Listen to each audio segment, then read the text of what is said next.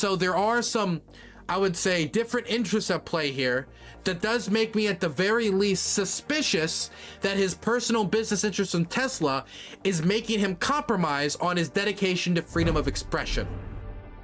I want to talk to you about a controversy surrounding Twitter, Elon Musk, his new free speech utopia that he's launched on twitter.com, and the censorship of a BBC documentary that was critical of the authoritarian Narendra Modi. So I have been somewhat critical of Elon Musk's Twitter takeover, and it's usually about, for example, the layoffs in Africa, which were extremely cruel. They gave no warning, and they didn't seem to be giving them the same benefits that American laid-off employees were getting. I've been critical of some other instances as well, but I haven't been critical of everything they've done. I've been very happy about the fact-checking add-on. Not add-on, they didn't add this to Twitter, but they've been a lot more aggressive with it, and I'm very happy about that, because I kind of do prefer that to just straight-up removing everything, right? But I have been saying that the narrative that Elon got into CEO as is that he is fighting a crusade for free speech. This is a civilizational battle, and he needs to be the CEO of Twitter to make it a free speech platform. And he has multiple times gone back on that sentiment. One of the more obvious times was when he said beforehand, when I become CEO, I'm never going to ban this account, even though it posts my public flight logs. And for me, I don't like that. I don't like that because I feel it's risky to me, but I'm going to allow it because I'm the free speech guy. A month or two into his time as CEO of his Twitter, bans the account, and then makes a rule posthumously after he's already banned him, makes a rule then talking about how he is a banned under this rule. But he was banned, then he made the rule to enable him to ban him. So he made the rule after the fact. So the account could have literally done nothing, absolutely nothing, to stay in Elon's good graces there and fix their behavior. It was really scummy. It was really scummy. I've seen Elon Musk go back on the idea, oh, we're not gonna ban all these people for misinformation. And then he has said that, hey, we have this new policy in place where that if you're posting misinformation about historical tragedy or something along those lines, we will ban you, i.e. Holocaust deniers, Armenian genocide deniers, people who deny what happened in Bucha, stuff like that. But that does go against his original principle. I'm not even saying I disagree with that. I'm just saying that the check he wrote is not being cashed when he said what he was going to do when he becomes CEO.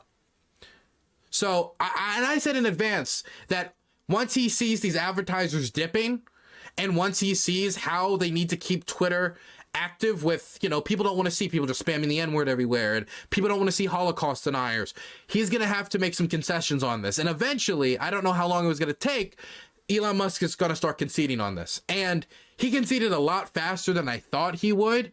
But this right here is actually getting to the point where, this is bad.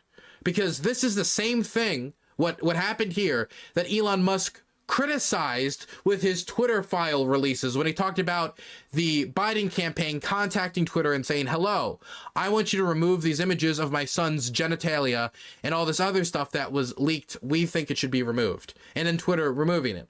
They were super critical of that. They said that was government coercion. I don't want to get into all the details, but they were very, very, very, very, very critical of this. And now, something in my mind, which is just absurdly worse than anything you could have found in the Twitter files. It is the government of India, on behalf of Narendra Modi, going to Twitter and asking them to remove a BBC documentary, not some rinky-dink whatever nonsense, a BBC documentary that was critical of Modi for a massacre that happened under his watch when he was a provincial leader in the year 2002, when over 1,000 people died and he told the police to stand down during anti-Muslim violence. And a documentary released on this, trying to hold him accountable on it, removed by Twitter. On the government's notice. They told them to remove it, and they removed it. Who made the decision to do this? And how is this not completely hypocritical for what Elon Musk was doing? Let's read some of the article, and I'm going to tell you what are some possible motives that are very, very bad. Twitter and YouTube. So this isn't only Twitter, but I guess I'm lambasting on Twitter more because of its espoused the new free speech mission. Twitter and YouTube censored a report critical of Indian Prime Minister Narendra Modi in coordination with the government of India, according to a top Indian official. Officials called for the big tech companies to take action against a BBC documentary exploring Modi's role in a genocidal 2002 massacre in the Indian state of Gujarat. I'm sorry, I can't pronounce it correctly. I apologize. Which the officials deemed a propaganda piece.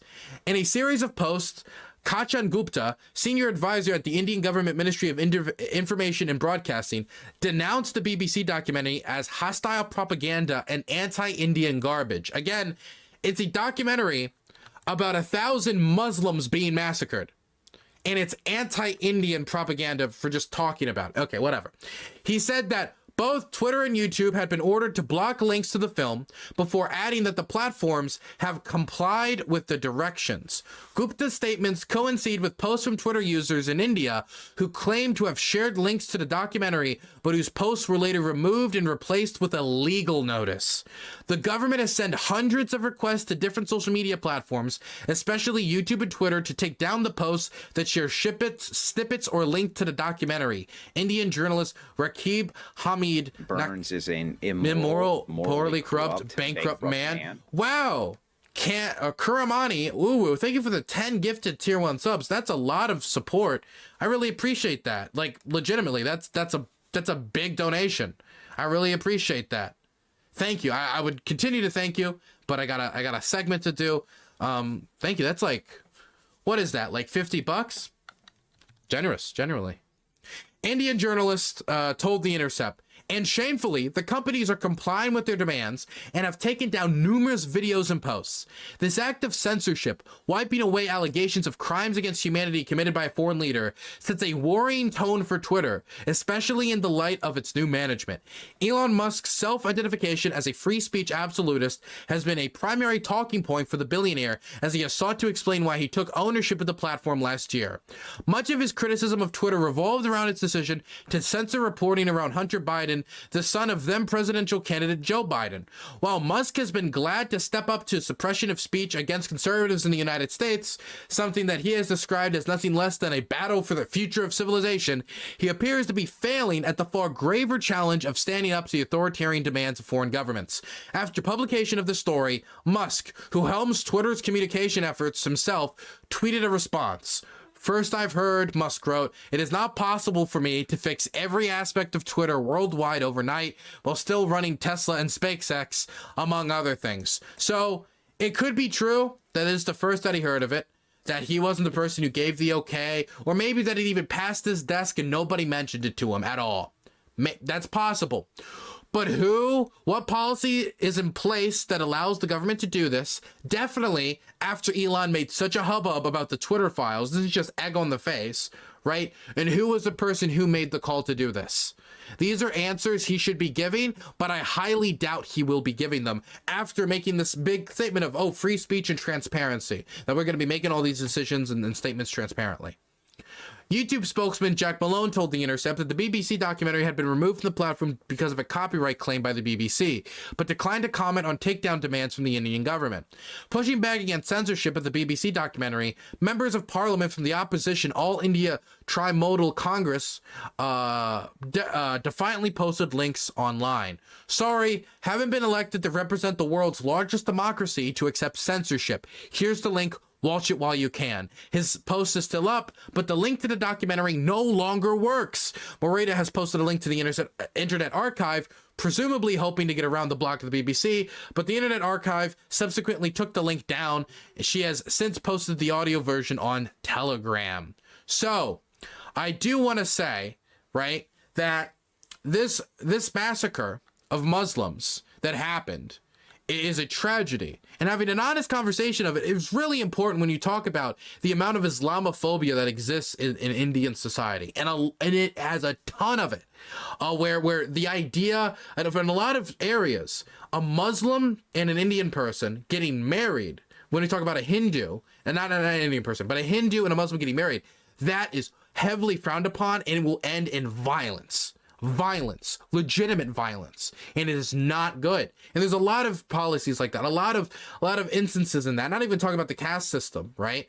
And it deserves to have an honest conversation about that type of Islamophobia which exists in Indian society.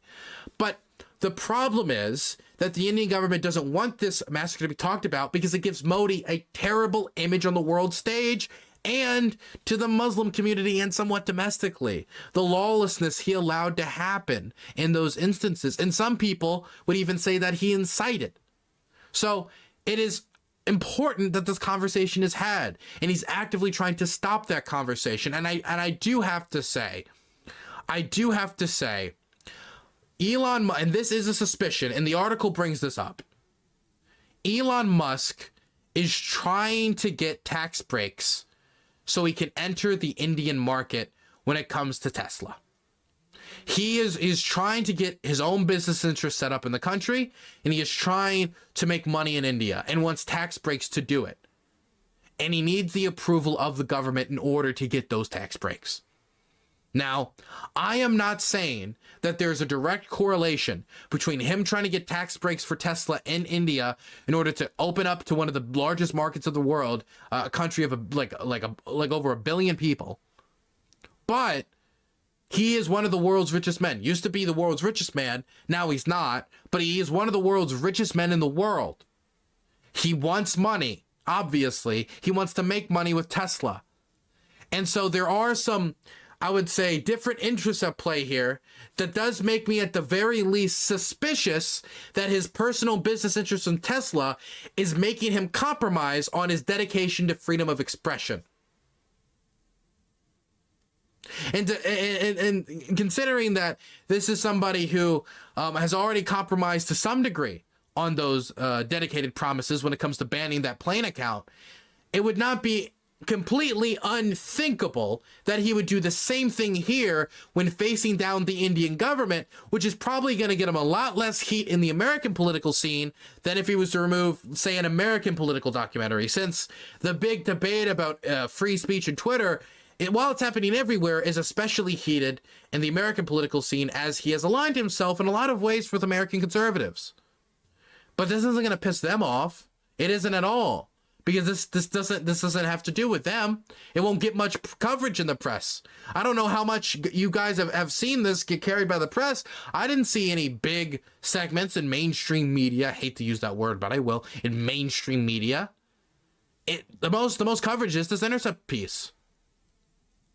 And so I guess really when you think about it, this is something that if he wanted to just care about his own personal business interests here, compromise on his dedication to freedom of expression, and throw this BBC documentary and the history of the massacre under the rug to do it, I mean, what would be stopping him? I mean, he could be telling the truth here when he says it's the first that he saw it.